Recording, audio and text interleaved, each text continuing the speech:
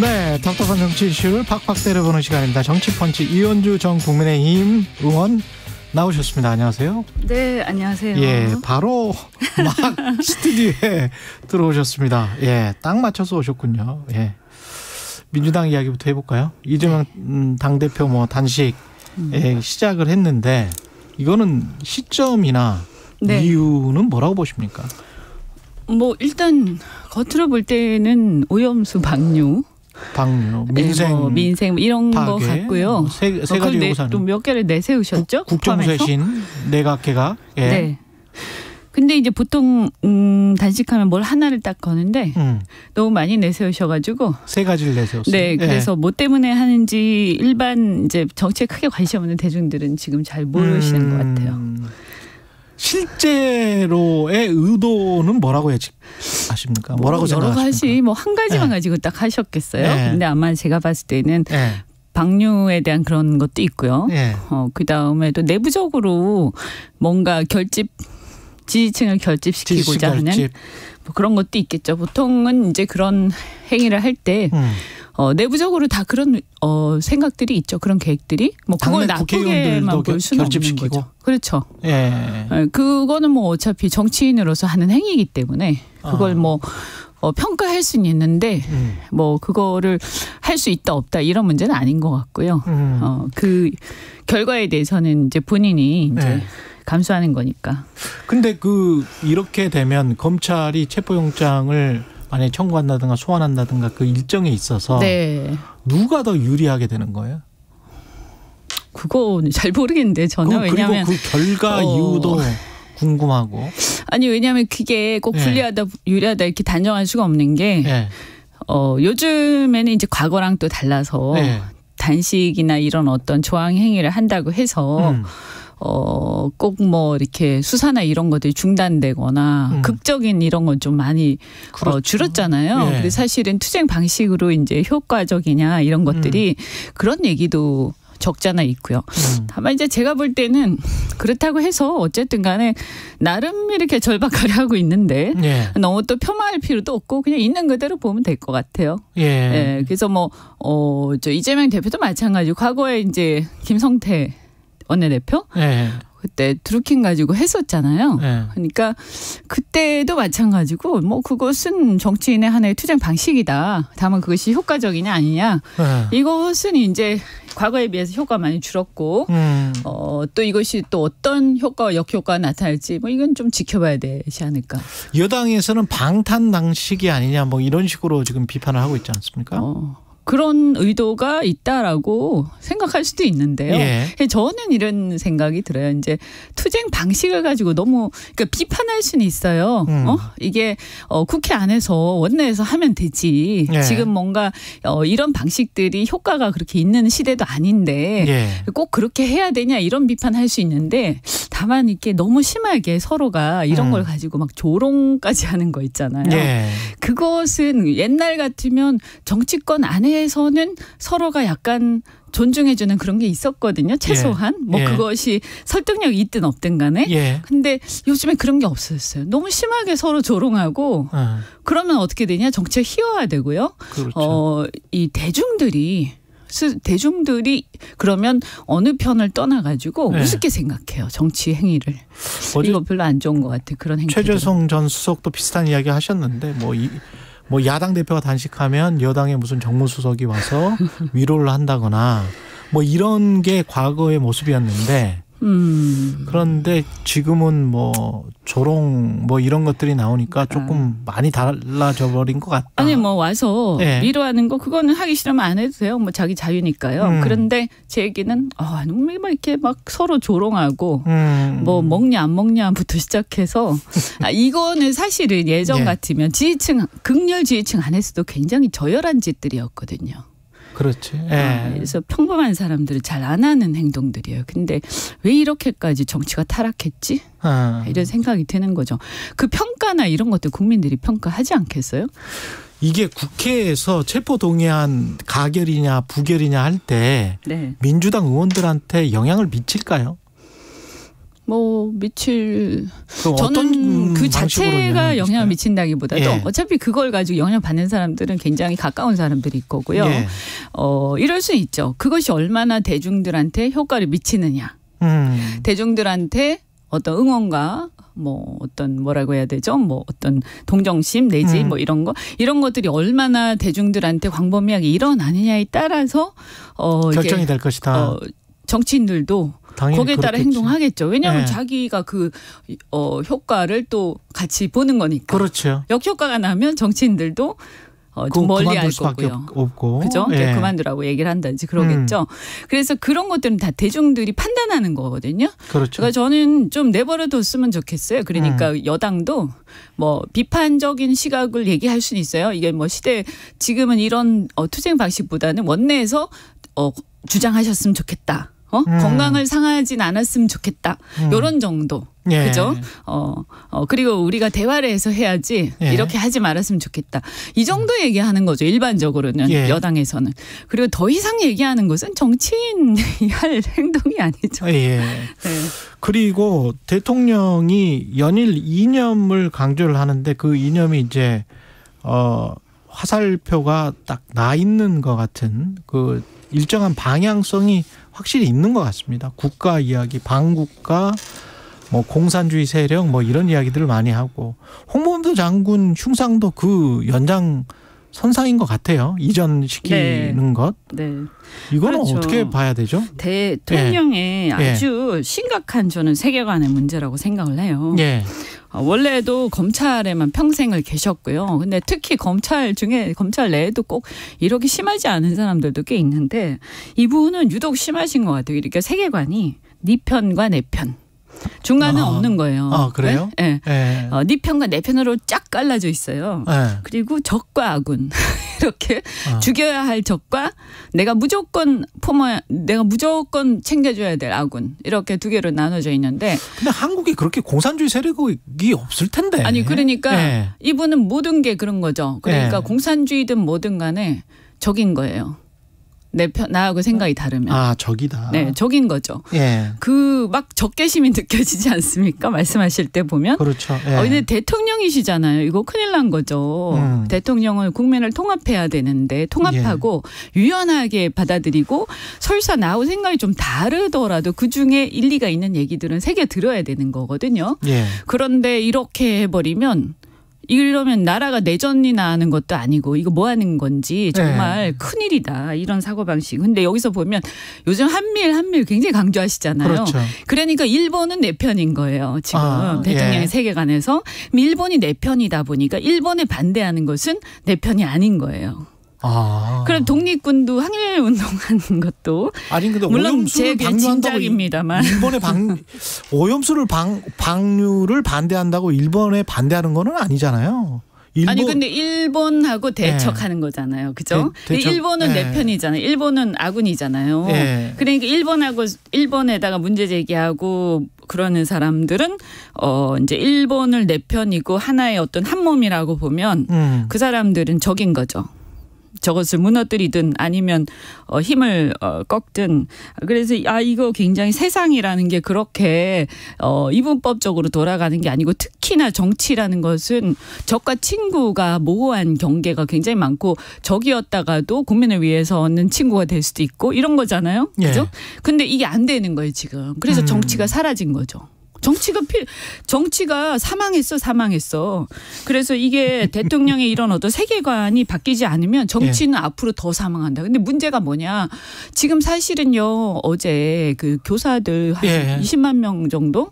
뭐 제가 추사는 정확하게 모르겠는데 뭐 엄청 많이 나오셔가지고 여의도에서 까만 옷 입고 이렇게 집회하시고 상복 입고 봤는데 지금 몇 명째 지금 자살. 돌아가셨죠. 했잖아요. 그런데 이게 그냥 단순하게 학부모 간의 문제로 끝나는 상황인가 이게. 저는 이게 뭔가 우리의 사회적 현상이다 이게. 그래서 지금 이게 이 일선은 이제 우리가 막 선진국 되면서 학부모와 학생들 또 기업이나 수요자들의 이 눈높이 굉장히 높아졌는데 공급 측면에서는 교육의 서비스의 공급은 이렇게 크게 옛날의 기준 그대로 있잖아요. 시스템 그대로. 그러니까 이것을 개인한테 다 떠넘기는 상황이 된 거예요. 그렇습니다. 이 높아진 눈높이를 선생님 보고 무조건 맞춰라. 근데 인프라는 구축되지 않고 투자는 안 하면서 국가가 그렇죠. 시스템은 옛날 그대로 놔두고 개인 보고 이걸 해결하니까 선생님들이 지금 이제 이게 한계에 다다랐다. 저는 이렇게 판단하거든요. 그럼 이거 뭐 해야 되냐? 정치권이 빨리 이게 대의민주주의 아닙니까? 우리나라가. 예. 그러니까 정치권이 이런 문제를 해결하는데 머리 맞대서 이게 근시안적인 해결을 해야 되는 게 아니고요. 시대에 맞는 우리 눈높이 우리 국민들 눈높이에 맞는 교육 서비스를 할 수 있도록 선생님들 도와주고 투자해야 돼요. 안 하면 저는 이거 완전히 이제 거의 극단까지 갔다. 근데 제 얘기가 약간 옆으로 샜지만 제 얘기 뭐냐면 지금 대통령께서 이 문제를 굉장히 깊이 통찰을 하셔야 돼요. 통찰. 그래서 이런 패싸움에 자꾸 개입하시지 마시고 시간 없어요. 우리나라 지금. 예. 대통령 임기 지금 벌써 반 가까이 가고 있고요. 이렇게 가면 사람들이 이제 우리나라 대의민주주의 작동 안 하는구나. 나를 대변하지 않는구나. 지금 몇십 년째. 한 10년, 20년, 예. 한 30년 됐다고 봐요. 이런 상태가. 예. 민주화 이후에 민주주의가 완성이 안 됐어요. 그러니까 이것뿐만이 아니라 지금 오염수 문제도 어민들이 힘들어요. 지금 수산업자들. 예. 그러면 뭐 수입 금지를 전면적으로 하면서 공급을 줄일지 일본하고 이 문제를 어떻게 해결할지 지금 우리가 산적한 문제를 조금 놓고 얘기를 좀 뭐 일단 방류한 것 자체에 대해서 우리가 막거나 중단하는 문제에 대한 논쟁은 차치하고라도 그죠? 할 수 있는 걸 해야 돼요. 그런데 이거 안 하시잖아요. 그래서 이거 홍범도 건도 아까 말씀하신 것처럼 독립군을 갖다가 뭔가 어쨌든 우리의 그 역사에서 지워야 할 현재로서는 일본이 우리 편이다. 그러니까 그 우리 편이 불편해하는 것은 삭제해야 된다. 지워야 한다. 이런 건가? 이런 느낌이 많이 들어요. 예. 그래서 이거 지금 첫째는 이럴 때가 아니고요. 둘째는 이러시면 안 돼요. 독립군 문제는 저는 이건 아주 폐륜적 행태다. 이렇게 보거든요. 폐륜적 행태다. 네, 우리의 어떤 뿌리의 문제죠. 세상에 어떻게 완벽한 사람이 어디 있어요? 프랑스의 나폴레옹도 그죠? 실은 독재 황제가 된 거고요. 그럼요. 그럼요. 그리고 미국의 링컨도 사실은 노예제 폐지를 하기 위해서 야당 의원들을 막 이렇게 핍박하고 가두고 이랬거든요. 아니 그런 식으로 따지면 뭐 박정희 전 대통령도 남로당에 있었었고 박 대통령 심지어는 우리가 만주공관학교를 되게 다녔잖아요. 산업화에 대해서 추앙을 하지만 사실은 엄청난 또 민주주의에 대한 핍박을 했잖아요. 근데 역사라는 것은 단면만 가지고 볼 수는 없는 그렇죠. 거죠. 그래서 큰 틀에서 저 사람이 어떤 사람이냐를 보는 거예요. 홍범도 장군은 국민 100이면 하여튼 지나가는 국민들한테 물어보세요. 어쨌든 이 사람이 뭐 어떤 20년대 그때 연합군도 되기 전에 정말 뭐 소련 이 시대 초기예요. 초기. 소련 볼셰비키 혁명 바로 직후에. 그러니까 이 시대의 이념은 민족주의예요. 그렇죠. 우리나라를 다시 찾겠다라는 게 이 시대의 지배적 이념이지. 이때 무슨 자유니 뭐 공산주의니 이런 거 우리 일반 국민들이 뭘 알아요. 그리고 홍범도 장군도 그런 공산주의 이념을 공부하신 분이 아니에요. 죄송한 얘기인데 이분이 그렇게 포소하셨던 분이에요. 글도 잘 모르시는 분인 걸로 알고 있거든요. 그러니까 어쨌든 그 당시에 미국에서 망명해가지고 이승만처럼 독립운동 하신 분은 미국하고 가까이 지내면서 독립을 하는 데 도움받으려고 한 거고 소련에서 하신 분은 그렇게 한 거고 중국에서 하신 분은 그렇게 한 거예요. 그 사회에 섞여서 해야지 어디 산에서 혼자 떨어져가지고 독립운동 합니까? 그거 아니잖아요. 그렇지. 그러니까 이 시대적 배경을 이해를 하고 더 이상 이런 걸 왈가부하지 말아요. 왜냐하면 이거 우리 국민들이 볼 때는 우리의 뿌리고 우리의 어떤 순국 선열이잖아요. 그런데 이러면 이것은 우리한테 뭔가 이거는 이거 너무 폐륜적인 느낌이 딱 드는 거예요. 이거를 우리가요 어느 쪽이다 이게 중요한 게 아니고 큰 틀에서 우리 역사에 어떤 족적을 남기셨냐를 봐야 되는 거죠. 그리고 예를 들어서 그분들이 그런 과거로 돌아가서 생각해 보면요 민족주의가 가장 중요하죠. 그리고 그 반대는 뭡니까? 매국이에요. 매국. 매국이라고요. 그러면 민족주의자 중에서 자유주의자도 있고 뭐 공산주의자도 있고 심지어는 별 생각 없이 도움받으려고 그 나라에 이렇게 소속돼 있으니까 다 여당에 가입하고 이런 사람도 있었을 텐데 이분들 만약에 그 시대로 돌아갔다 쳐봐요. 그러면 얼마나 속상하시겠어요. 그죠? 그렇죠. 자기들끼리 손잡고 독립운동도 하고 임시정부도 세우고 물론 그 안에서 권력투쟁도 하셨지만. 아니, 처자식 다 잃었잖아요. 홍범도 장군 같은 경우는 처자식 다 잃었잖아. 두 아들 다 잃고. 그러니까요. 그 신흥무관학교 세우신 이혜영 선생도 그 엄청난 서울에 진짜 내노라 하는 부자셨는데 다 처분해가지고 거기 그렇죠. 바치신 거 아닙니까? 더 이상 이런 패륜적 행태는 좀 중단하고 그리고 가능하면 지나간 역사는 우리 앞으로 후세를 위해서요.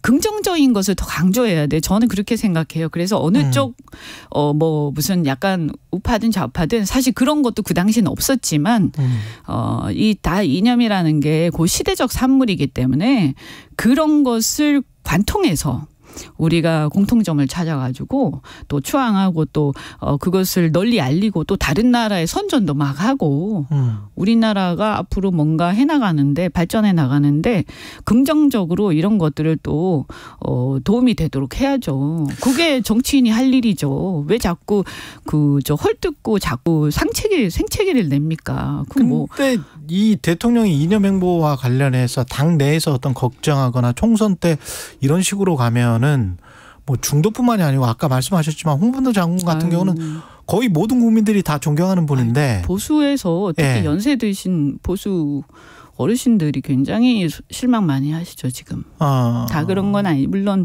맹목적으로 윤석열 대통령이 뭐 한마디만 하면 그것을 앵무새처럼 외우는 사람들도 있지만 그런 사람들 말고 그죠?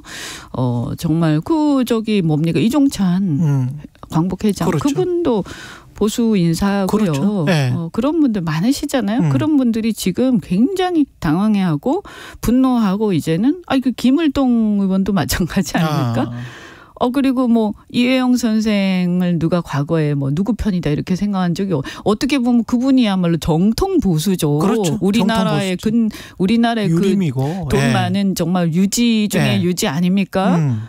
그런데 과거의 보수는 그렇게 훌륭한 사람들이 많았던 거죠. 지금 저는 그분들 발끝에도 못 따라가는 사람들이 왜 이렇게 시끄럽냐. 부끄럽다. 그 오염수 명칭 변경하는 것 이거를 여권 일각에서 이야기하는 거에 관해서는 어떻게 보세요? 처리수로 바꾸자. 오염 처리수? 이것도 말장난이죠. 말장난이다. 뭐 처리수라고 하면 오염수에 대한 불안이 없어집니까? 그리고 일본 자꾸 이러니까 일본 편 든다, 방조한다 이런 얘기가 나오는 거예요. 그죠? 그래서 누가 이 얘기하셨죠? 오염 처리수라고 부르자고. 성일종 의원. 그분은 좀 정치 이제 3선 아닌가요? 이제 3선 되시나요? 재선인가 3선인가 잘 모르겠어요. 그런데 이제 정치도 할 만큼 하셨잖아요.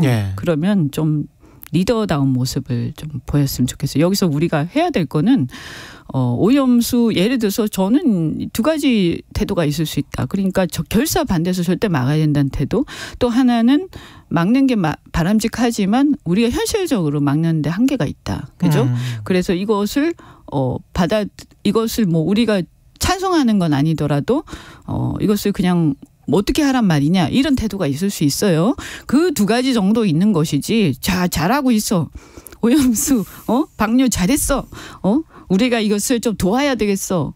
만약에 이런 생각을 갖고 있다면 그건 보수도 진보도 아니고 이건 뭐 사실은 또 이런 걸 막자고 하는 게 민족주의에 가까운 건데 우리나라 지금 이념도 사실 엉터리들이 난무하고 있어요. 그래서 정말 말도 안 되는 얘기들이고요. 어쨌든 앞에 그 두 가지 태도가 있을 수 있잖아요. 그러나 이 두 가지 다 뭡니까? 우리 여민들이 피해를 안 봤으면 좋겠다. 우리 국민들이 혹여라도 여기에 대해서 피해를 앞으로 무슨 일이 생길지 이걸 우리가 면밀히 모니터링하면서 문제가 있으면 그때는 정말 결사적으로 이거 중단시켜야 되겠다. 그죠? 이런 거 아니겠어요? 그럼 이걸 어떻게 할지 빨리 국회에서 상의를 해야죠. 근데 아무것도 진도가 안 나가고 있잖아요. 싸우기만 하고 있고. 그러니까 아까 제가 말씀드렸지만 모두의 그 교육 문제 얘기 선생님들 얘기하면서 대의민주제인데 대한민국이 국민들의 어떤 의사가 전혀 반영되지 않고 문제가 해결이 안 되고 진도가 안 나가는 일이 지금 다 그런 거 아니에요. 전부 다 그렇잖아요. 그러니까 국민들이 볼 땐 야 치워라 그냥 내가 직접 할래. 이래서 나오는 게 이제 집회고 시위고 이런 거예요. 예. 이걸 막고 때려잡으려고 하지 말고 뭐라고 하지 말고 국회가 해결을 해줘요. 그러면 국회 해결해 주려면 여당이 합의를 해줘야 되는데 야당이 주장을 하면 여당이 합리적으로 설득해야 돼. 합리적으로. 그런데 조롱하고 예. 무시하잖아요. 얘기가 합의가 지금 전혀 안 돼. 저는 이런 상태면 사실상 이 정도는요. 만약에 내각제 같은 국회 해산 상태예요. 국회 해산하고 다시 총선해야 되는 상황이죠. 이거는. 예. 예. 지금 마비돼 있는 거 아닙니까 정치가? 예. 여기까지 듣겠습니다. 이현주 전 국민의힘 의원이었습니다. 고맙습니다. 네, 고맙습니다. 여러분은 지금 KBS 1라디오 최경영의 최강시사와 함께하고 계십니다.